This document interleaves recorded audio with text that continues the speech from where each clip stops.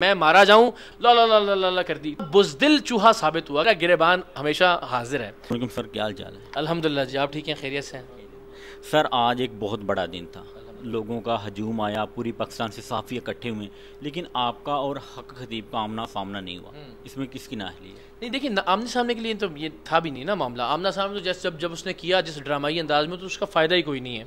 تو آمنا سامنا نہ ہم کوئی خون ریزی چاہتے ہیں، نہ ہم کسی طرح کی کوئی بدمزگی چاہتے ہیں۔ میں یہ چاہتا ہوں، میرا جو گول ہے کہ یہ سلاخوں کے پیچھے ہو، اور جہاں پہ لوگوں کا قتل عام کیا جا رہا ہے، جہاں لوگوں کی عزتوں سے کھیلا جا رہا ہے، جہاں لوگوں کے ساتھ لوٹ مار کی جا رہی ہے، وہ اڈے اس کے بند ہوں۔ تو آج گول ہرگز آمنا سامنا نہیں تھا، اور ویسے بھی وہ تو اتنا بزدل چوہا ثابت ہوا کہ وہ بھاگ گیا اس سے پہلے ہی۔ اور جس دن کا ہم نے پہلے اناؤنس کیا تھا، اس دن کا منت ترلا کر کے کوئی اثر و رسوخ لگا کے اس نے مجھ پہ پابندی عائد کروا دی کلر سیدہ میں داخل۔ تو ہم نے قانون کے خلاف تو نہیں لڑائی کرنی۔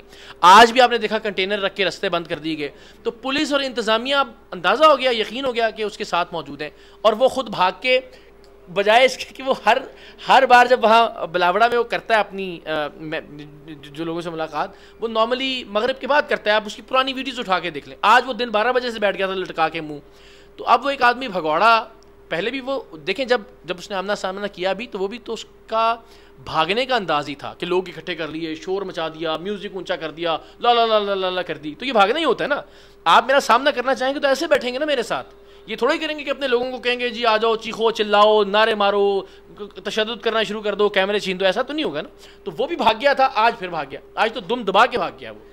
آپ کے جو چاہنے والے ہیں ان کی جانب سے بھی آج سوال سامنے آ رہا تھا کہ اقرار کو پتا تھا کہ وہ اس جگہ پہ نہیں ہے، لیکن جس دن پتا تھا اقرار اس دن نہیں آیا، تو آپ کیا سمجھتے ہیں؟ دیکھیں، اس دن تو مجھ پہ پابندی عائد ہو گئی نا۔ میں کیا کرتا، مجھے بتائیں۔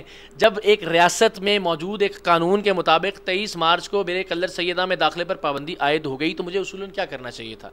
پھر آج بھی مثال ہے، آج جس طرح کنٹینر تھے، ہمارے پاس اتنے لوگ موجود تھے کہ ہم وہ کنٹینرز ہٹا سکتے تھے، لیکن ہم نے ریاست سے لڑائی تو نہیں کرنی، ہم نے اداروں کے ساتھ لڑائی تو نہیں کرنی، ہمارا معاملہ تو حق خطیب کے ساتھ ہے۔ ہم نے تو ان کو قائل کرنا ہے کہ یار یہ اتنے لوگ ہیں، اس بدبخت فتنے کے خلاف ہیں، خدا کا واسطہ اس کا ساتھ دینے کی بجائے اس کے اڈے کو بند کریں، اس کو گرفتار کریں، جو انتظامیہ کی اور اس کے باقی اداروں کی ذمہ داری ہے۔ تو مجھے یہ لگتا ہے کہ ہمارا رول اسٹیٹ یا لاء کے ساتھ لڑائی کرنا نہیں ہے۔ آج کچھ سوال یہ بھی سامنے ہے کہ شاید اقرار کی ڈیل ہو چکی ہے جس کی وجہ سے اقرار آ جائیں۔ آپ دیکھیں، آپ سارے جتنے بھی دوست صحافی ہیں، میرا گریبان ہمیشہ حاضر ہے۔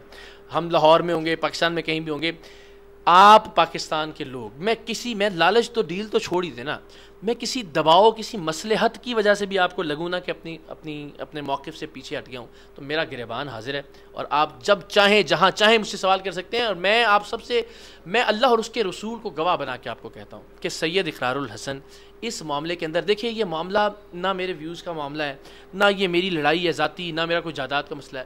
اللہ کی قسم، وہ بچیوں کی ویڈیوز دیکھی ہیں آپ نے کہ جن کا اس نے علاج رکوا دیا تھا، اور وہ پیاری آنکھوں والی گڑیاں اور بچیاں جو ہیں وہ مر گئیں صرف اس لیے کہ اس نے کہا ڈاکٹر کے پاس نہیں جانا، اور اپنے پاس اس بغیرت کے پاس کوئی چیز نہیں ہے۔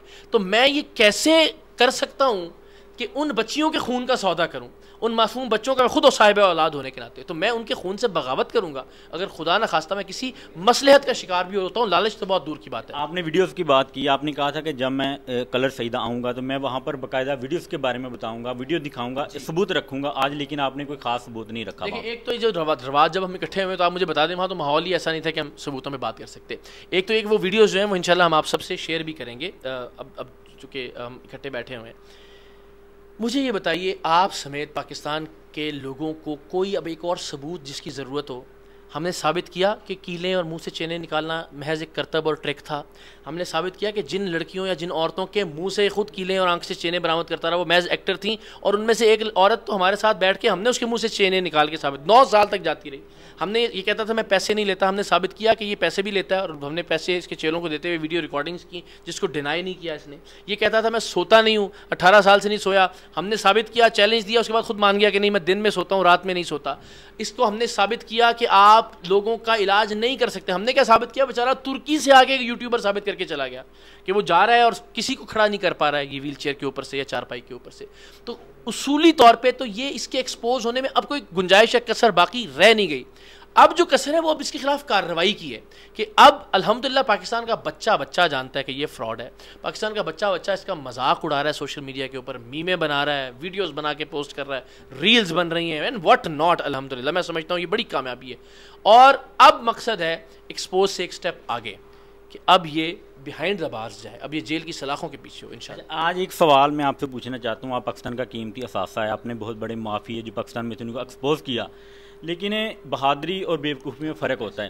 آج آپ نے کہا کہ میں بغیر بلٹ پروف جیکٹ کے آیا ہوں اور سینہ تان کے آیا ہوں, تو آپ سمجھتے ہیں کہ کیا یہ آپ کی بہادری تھی یا بیوقوفی؟ ہاں نہیں, آپ درست کہہ رہے ہیں, بہادری اور بیوقوفی میں بڑی ایک تھن لائن ہوتی ہے. لیکن نہیں دیکھیے, مجھے یہ تو اندازہ ہے نا, اس کی حد تک تو میں اپنی جان قربان کرنے کے لیے تیار ہوں.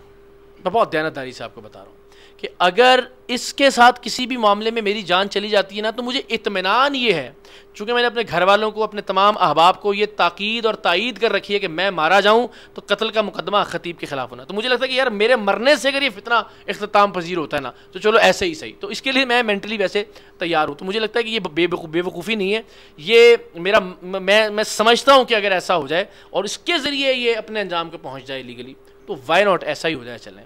اچھا, لاسٹ پہ آپ سے سوال ہے کہ آج بچے نکلیں, بچے بتا رہے تھے کہ ہمارے دین میں یہ چیزیں نہیں ہیں, لیکن ادارے آپ کو روک رہے ہیں, تو کیا میسج دینا چاہیں گے؟ دیکھیے میری اداروں سے, بڑی بات کی اداروں سے کون لڑ سکتا ہے اس ملک کے اندر. ہم تو بار بار جد و جہد کر سکتے ہیں, وہ ہم کرتے رہیں گے.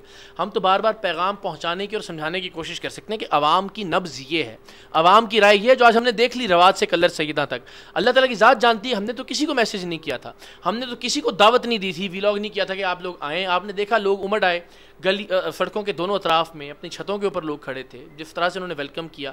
اور وہ مجھ سے, میں نہیں کہتا مجھ سے محبت, میں یہ کہتا ہوں کہ حق خطیب فتنے کے خلاف شعور ہے, حق خطیب فتنے کے خلاف نفرت تھی, جس کا لوگوں نے آج اظہار کیا. اداروں کو یہ سمجھنے کی ضرورت ہے. Thank you. آپ کا شکریہ. Thank you.